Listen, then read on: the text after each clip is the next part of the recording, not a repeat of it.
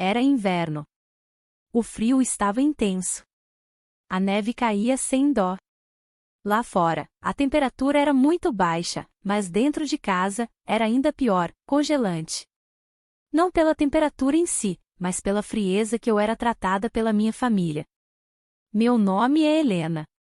Meus pais disseram que não podiam comprar um casaco de inverno para mim. Uma semana depois, compraram jaquetas combinando para sua família de verdade. Minha madrasta riu e disse: "Tente não congelar, querida." Eu fiquei em silêncio. Meses depois, eles precisaram de um lugar para ficar. Eu disse: "Está frio lá fora, não está?" E então meu pai. "Eu só pensei que talvez você entendesse", meu pai disse ao telefone. Sua voz estava fraca, cansada. Eu pausei. Entender o quê? Que as pessoas passam por momentos difíceis. As palavras pareciam neve atingindo minha pele, macias a princípio, depois derretendo em um frio que se instala profundamente. Eu olhei pela janela para o céu cinzento lá fora. Flocos de neve já estavam caindo. Você se lembra do inverno em que eu tinha 15 anos? Ele ficou em silêncio. Esquece, eu disse. Espero que vocês resolvam as coisas. Eu desliguei. Quando eu tinha 15 anos, perguntei ao meu pai se podíamos ir comprar um casaco novo. Meu antigo estava muito apertado e o zíper não funcionava mais.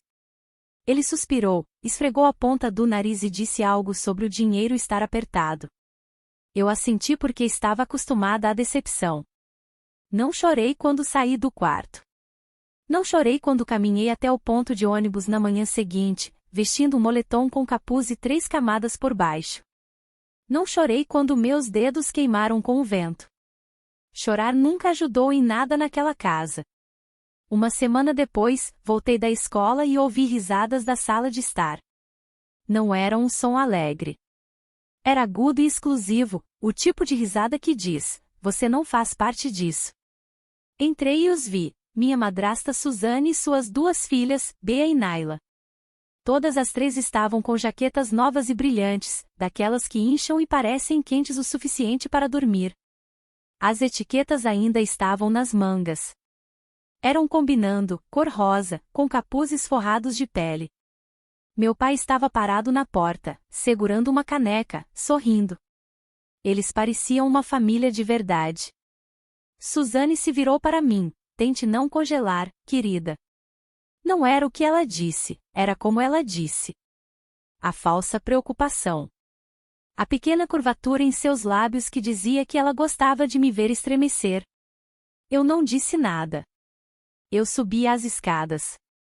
Fechei a porta. Sentei na cama e olhei para a parede. Eu já havia aprendido que ficar quieta era mais seguro. Suzane se mudou para nossa casa poucos meses depois que o divórcio foi finalizado. A princípio, pensei que ela estava apenas sobrecarregada. Tentar misturar 2 famílias nunca é fácil, certo? Mas com o tempo, vi claramente. Ela não queria uma família mista. Ela queria a dela, e eu não fazia parte dela. Ela nunca gritou. Ela nunca bateu. Era pior do que isso. Ela me deixava de fora das coisas de propósito. Esquecia de me avisar quando o jantar estava pronto. Jogava as sobras fora antes que eu chegasse da escola. Me excluía de passeios em família e fazia parecer que eu era quem não queria ir. Eu descobria sobre viagens de patinação no gelo por fotos na geladeira. E meu pai, ele apenas observava. Quando eu perguntei a ele uma vez, apenas uma vez, por que ele a deixava me tratar daquele jeito, ele murmurou algo sobre manter a paz. Eu entendi o que isso significava. Significava que eu era descartável, contanto que ela permanecesse feliz. Aquele inverno foi difícil. O norte do estado de Nova York não se importa com seus sentimentos. O frio corta você por dentro. Eu vesti camadas de suéteres e moletons e tentei não tremer muito visivelmente. Uma professora na escola, senhora Mercedes, acabou notando e me ofereceu seu casaco velho de casa. Eu disse a ela que meu pai ia comprar um na semana seguinte. Ele não ia. Ela trouxe o casaco de qualquer maneira. Eu o aceitei em silêncio. Ainda me lembro de como era quente, de como aquele calor era estranho, como algo que eu não merecia. Consegui um emprego assim que pude. Fins de semana em uma lanchonete gordurosa onde caminhoneiros me chamavam de garota e davam gorjetas em notas de $1 amassadas. Eu economizei tudo. Não fui ao baile de formatura. Não comprei anuários. Cada dólar ia para uma caixa de sapatos. Meu único plano era escapar. Aos 18 anos, eu estava fora. Recebi uma bolsa parcial da faculdade. Eu trabalhava à noite, estudava durante o dia e ignorava todas as ligações de casa. Eles pararam de tentar depois de um tempo e, honestamente, eu estava bem com isso. Eu estava acostumada ao frio. Ao longo dos anos, construí algo, uma vida, um apartamento silencioso, um diploma, um emprego estável e suporte de faturamento para um grupo de saúde. Muito tempo passou. Eventualmente, conheci alguém, Logan. Ele era quieto e atencioso, nada parecido com meu pai. Ele não falava muito, mas quando falava, importava. Nós nos mudamos para uma casa de 2 quartos nos arredores de Troy. Era o tipo de lugar que cheirava a tinta fresca e detergente de roupa. Parecia segurança. Então, uma manhã de novembro, recebi uma ligação de um número que não reconheci. Deixei ir para a caixa postal. Quando finalmente ouvi, era meu pai. Ele disse que eles haviam sido despejados. Suzanne perdeu o emprego. Ele fez uma cirurgia e não podia trabalhar. Eles estavam morando em um hotel perto de Amsterdã, mas estavam ficando sem dinheiro. Ele parecia exausto, assustado, disse que não sabia para onde mais ir. Ele perguntou se eles poderiam ficar comigo por apenas algumas semanas. Ouvi a mensagem 3 vezes. Não respondi por 2 dias. Quando finalmente liguei, ele atendeu no primeiro toque. Ele estava ansioso demais, sua voz falhando com um otimismo forçado. Eu realmente agradeço por você ter retornado a ligação, ele disse. Eu só pensei que talvez você entendesse. Estamos em uma situação difícil. Olhei pela janela para a primeira neve da estação. Está frio lá fora, não está? Eu disse. Ele não disse nada. Deixei o silêncio se estender antes de perguntar: você se lembra de quando eu pedi um casaco de inverno? Houve uma pausa. Isso foi há muito tempo, Helena. Não para mim, eu disse. Ele não discutiu.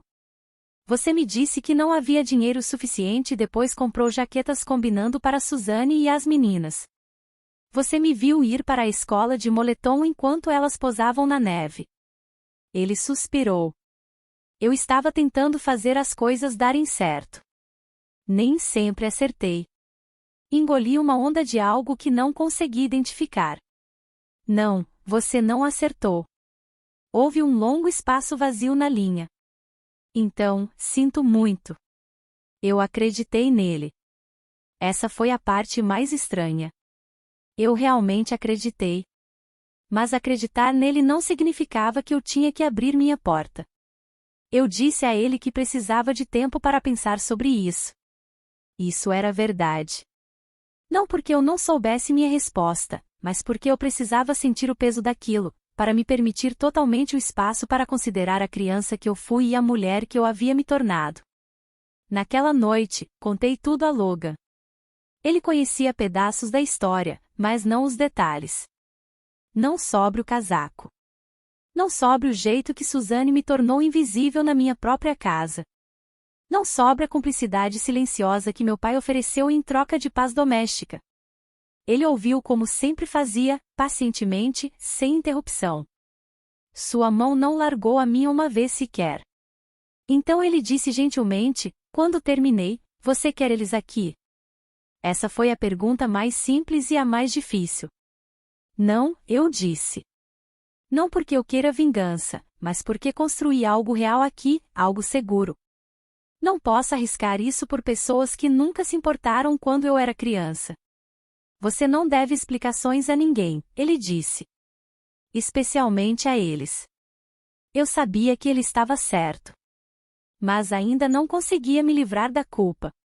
Aquela vergonha familiar, baixa e persistente, de que, de alguma forma, mesmo agora, eu estava sendo egoísta. Deixei mais alguns dias se passarem. A neve se acumulou lá fora. Não comi. Limpei os rodapés. Sentei no meu escritório fingindo trabalhar. Então uma carta chegou. Postada de Amsterdã. O envelope era rosa e cheirava levemente a perfume barato. Suzane. Abri na varanda, como se tivesse medo do que pudesse sair dela. Era curta, não mais que 3 parágrafos. Ela disse que estava chocada e magoada por eu ignorar uma emergência familiar. Ela disse que não era culpa dela que o dinheiro estivesse apertado naquela época e que eu estava escolhendo a amargura em vez da compaixão. Ela escreveu que eu estava me tornando uma mulher fria e dura, assim como sua mãe. Dobrei a carta lentamente, pressionei as dobras com os polegares e a coloquei de volta no envelope. Não chorei. Nem sequer senti raiva. O que senti foi cansaço. Cansada de ser esperada para maternar os adultos que me falharam. Cansada de fingir que o perdão era devido só porque anos se passaram. 3 dias depois, uma segunda carta chegou. Mesmo remetente, mas desta vez era a caligrafia do meu pai no envelope. Eu sabia antes de abrir. O jeito que ele escreveu meu nome, letras simples e blocadas, sem floreios. Esta era diferente. Ele não pediu nada. Ele não mencionou Suzane. Ele não tentou me culpar ou distorcer a história. Ele simplesmente disse que sentia muito. Sinto muito pelo que ele não viu. Pelo que ele escolheu não ver. Por não intervir. Por escolher a paz em vez da proteção. Eu pensei que estava fazendo o melhor que podia, ele escreveu. Mas entendo agora que fazer o seu melhor significa proteger seu filho, mesmo que isso lhe custe conforto. Ele terminou a carta com: não espero nada de você. Só quero que saiba que vejo tudo agora e gostaria de ter feito melhor. Eu li 2 vezes, depois uma terceira, e fiz algo que não fazia há muito tempo. Eu me permiti chorar. Não foi um choro dramático e soluçante. Foi quieto, gentil, uma libertação. Eu não liguei para ele de volta. Ainda não. Mas pela primeira vez em anos, senti o frio afrouxando seu aperto. Algumas semanas se passaram. As festas de fim de ano se aproximarem. A irmã de Logan nos convidou para passar o Natal com a família deles em Saratoga Springs. Foi caloroso, caótico, cheio de enfeites descombinados, jogos de tabuleiro e primos barulhentos. Eu levei uma garrafa de vinho, Logan fez suas famosas batatas. Eles me abraçaram como se eu estivesse lá todos os anos. Naquela noite, deitada ao lado deles sob lençóis de flanela, contei sobre a carta. Você acha que ele quis dizer aquilo? Ele perguntou suavemente. Acho que sim, eu disse. Mas isso não significa que eu tenha que deixá-lo voltar. Ele assentiu. Eu só precisava ouvir isso, para saber que eu não estava imaginando tudo.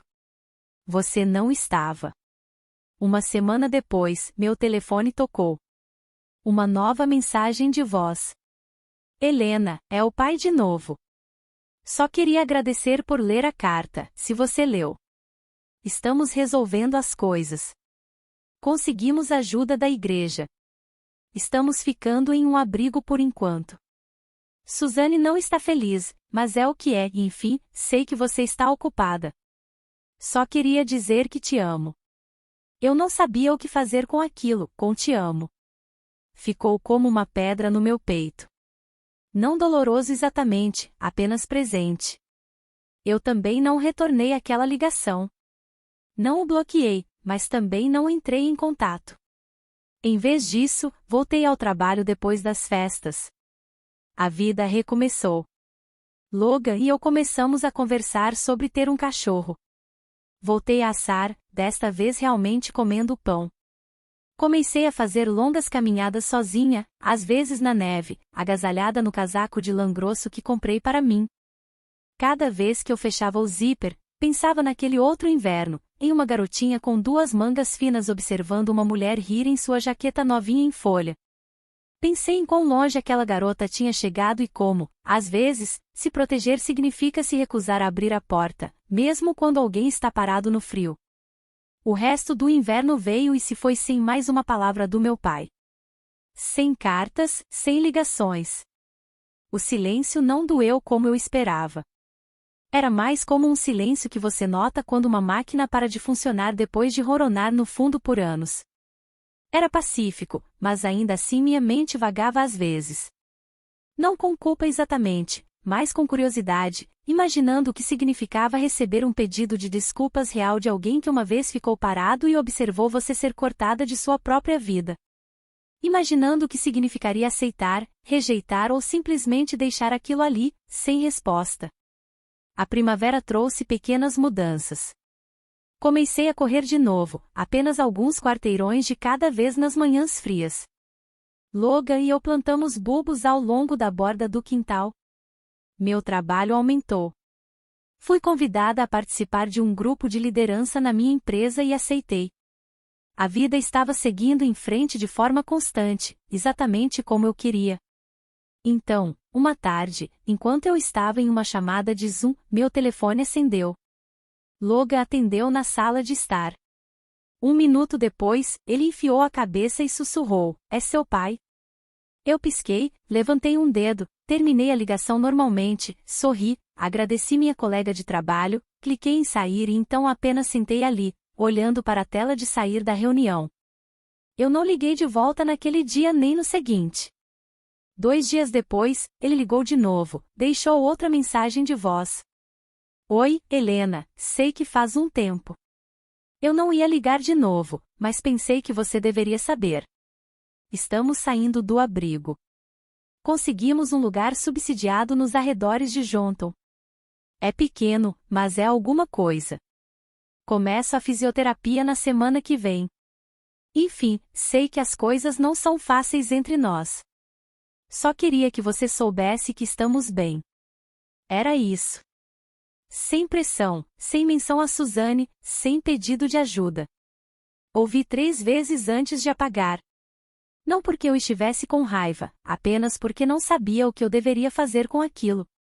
Algumas semanas depois, encontrei alguém que não via há anos. Foi na feira de produtores no centro de Troy. Eu estava na barraca de mel, conversando com o vendedor sobre mel de flores silvestres versus trevo, quando alguém atrás de mim disse: "Helena." Virei-me e vi uma mulher com uma trança prateada e olhos calorosos, Senhora Mercedes. Levei um segundo para reconhecê-la. Ela havia envelhecido, mais rugas ao redor da boca, uma estrutura mais magra, mas ainda tinha a mesma energia calma, a mesma voz gentil. "Senhora Mercedes?" perguntei, quase rindo. Ela sorriu amplamente e me puxou para um abraço. "Você parece tão bem," ela disse, "tão crescida." Nós nos atualizamos por um tempo, paradas ali com sacolas de verduras nas mãos, cercadas pelo cheiro de tomates e manjericão. Eu disse a ela que morava perto, trabalhava na área da saúde, tinha um parceiro. "Eu sempre esperei que você saísse daquela casa," ela disse suavemente. "Você merecia muito mais do que a forma que eles te tratavam." Eu assenti. Minha garganta deu um nó, mas mantive a voz firme. Eu saí. "Estou orgulhosa de você," ela disse. "Não sei se alguém já te disse isso, mas eu estou dizendo." Ela disse com tanta certeza que senti lágrimas subirem antes que eu pudesse impedi-las. "Obrigada," sussurrei. Nós nos abraçamos novamente, assim como veio, ela se foi, desaparecendo na multidão como um fantasma gentil da minha infância. Não foi um grande momento, mas rachou algo em mim. Algo velho e quieto que eu havia trancado por anos. Naquela noite, sentei com Logan na varanda. Estávamos dividindo uma garrafa de vinho, as luzes de corda zumbindo acima de nós, um jazz suave tocando da janela aberta. "Eu vi a senhora Mercedes hoje," eu disse. Ele sorriu. "Você já a mencionou antes, certo? A senhora do casaco?" Eu ri. "Sim, a senhora do casaco. Ela sempre foi gentil comigo." Ela me salvou de maneiras que ninguém mais notou. Ficamos em silêncio por um tempo, bebendo, observando a noite cair. Então Logan perguntou: Você acha que algum dia vai falar com seu pai de novo? Dei de ombros. Talvez, não sei. Ele não insistiu. Mas se eu falar, eu disse lentamente, será nos meus termos. Sem Suzanne, sem culpa. Apenas duas pessoas que entendem que nem sempre se tem segundas chances, e às vezes você nem mesmo as quer. Alguns entraram como uma inspiração lenta. As tulipas que plantamos floresceram rosa, laranja listrado de branco. O cachorro que tínhamos falado em adotar se tornou realidade. Um cachorro resgatado chamado Lennon, que latia para esquilos e mastigava todos os chinelos que encontrava. Construímos uma pequena vida em torno daquele caos, do tipo que parecia simples e completo. Mas então, em julho, recebi outra carta. Esta era diferente. Não era de Suzanne. Não era do meu pai. Era de Naila. Sua caligrafia era pequena, organizada, cuidadosa. Começava com: Você provavelmente não quer ouvir de mim. E eu não a culparia. Quase parei de ler ali mesmo. Mas continuei. Ela escreveu sobre como tinha 12 anos naquele inverno dos casacos, como não percebeu na época o que realmente estava acontecendo, como pensava que eu simplesmente não gostava dela, que eu era fria e irritada o tempo todo. Pensei muito nisso ao longo dos anos, ela escreveu, e sei agora que você estava apenas tentando sobreviver. Ela disse que Suzanne também se mostrou uma mãe difícil para ela, que Bea não falava com ela há anos, que a pequena família perfeita delas havia se desfeito muito antes do despejo. Acho que só queria dizer que sinto muito, ela escreveu. Queria ter sabido então. Queria que alguém tivesse te defendido. Espero que você esteja bem. Dobrei a carta e fiquei com ela por um longo tempo. Naila nunca tinha sido cruel, apenas alheia, apenas uma criança em uma casa tóxica. Eu não sabia se responderia. Talvez um dia, mas por enquanto guardei a carta na mesma gaveta onde guardava o pedido de desculpas do meu pai. Não por rancor, por paz. A carta de Naila mexeu com algo inesperado em mim. Não amargura, não tristeza, apenas uma espécie de estranha validação, prova de que eu não tinha inventado tudo na minha cabeça, que a solidão que carreguei por tanto tempo tinha sido real e visível, mesmo para aqueles que não entenderam completamente na época. Eu não respondi. Não imediatamente, mas também não joguei fora. Algumas semanas depois, Logan e eu estávamos dando um pequeno churrasco. Alguns vizinhos, alguns amigos do trabalho. Lennon estava fazendo suas rondas habituais, implorando por restos como se não comesse há semanas. Era uma tarde quente de final de agosto e o céu estava um azul suave que fazia tudo parecer mais fácil. Foi então que recebi a mensagem. Pai, Suzanne foi embora. Pegou o carro. Deixou um bilhete. Estou sozinho. Mostrei para Logan, que ergueu uma sobrancelha. Você esperava isso? Ele perguntou. Honestamente, eu disse, estou surpresa que tenha demorado tanto. Ele sorriu e voltou para a churrasqueira, como se tivesse acabado de ouvir que alguém esqueceu de trazer o ketchup. Não que o homem que me criou e me falhou estivesse agora oficialmente sozinho. Eu não respondi à mensagem. Novamente, não por crueldade, apenas por paz, clareza. Eu não tinha desejo de ser aquela em quem ele se apoiava agora que não tinha mais ninguém. Aquele capítulo estava fechado, mas isso não significava que eu não teria a última palavra. Naquele outono, Logan e eu estávamos fazendo algumas pequenas reformas na casa. Contratamos um empreiteiro local, uma pequena equipe. Eles eram boas pessoas, confiáveis, respeitosas, o tipo de trabalhadores que não me menosprezavam quando eu fazia perguntas sobre vigas ou azulejos.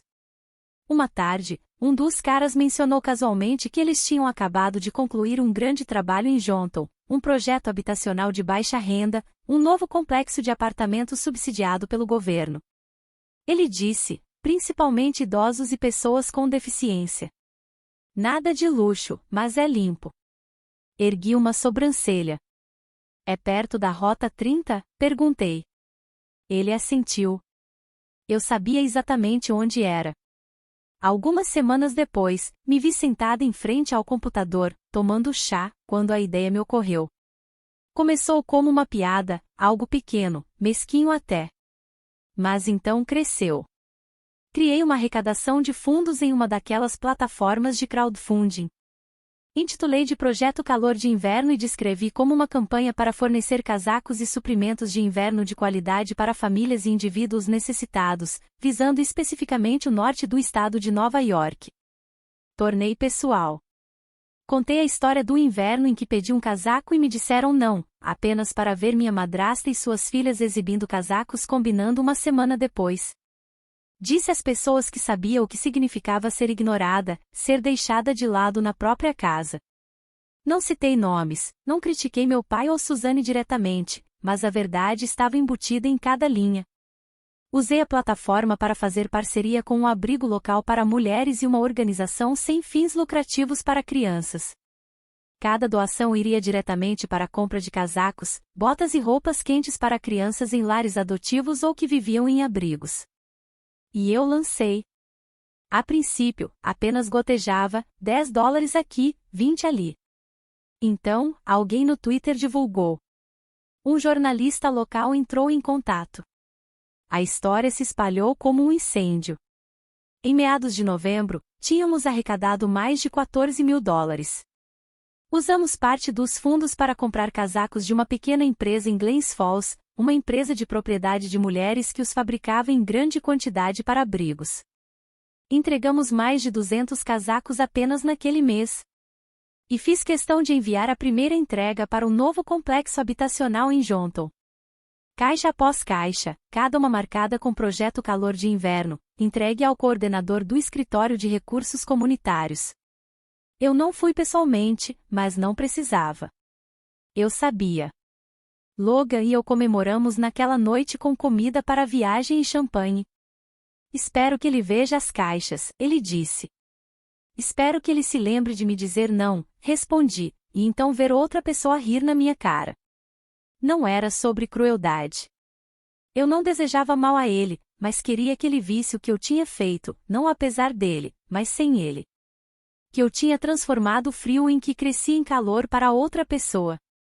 Que eu tinha me tornado a mulher que eu precisava naquela época. Uma semana antes do Natal, recebi um cartão pelo correio. Apenas um cartão simples, sem brilho, sem adesivos, sem um longo pedido de desculpas, apenas uma pequena nota e uma caligrafia familiar. Eu vi as caixas. Eu soube na hora. Você construiu algo bonito. Você sempre mereceu melhor. Sinto muito. Pai. Encarei o cartão por um longo tempo. Então o coloquei na mesa e fui para a cozinha, onde Logan estava mexendo algo no fogão. Ele olhou para mim. Você está bem? Assenti. Sim, acho que estou. Jantamos. Assistimos a um filme. Lennon se enrolou entre nós, roncando suavemente. Lá fora, a neve havia começado de novo. Suave e silenciosa, cobrindo tudo à vista. Desta vez, eu estava quente e não estava sozinha. Você se identificou com a história de Helena? Às vezes passamos por injustiças doloridas, mas o futuro nos traz surpresas que nos fazem vibrar novamente. Se você gostou da história da Helena, por favor curta esse vídeo e se inscreva para mais histórias impactantes.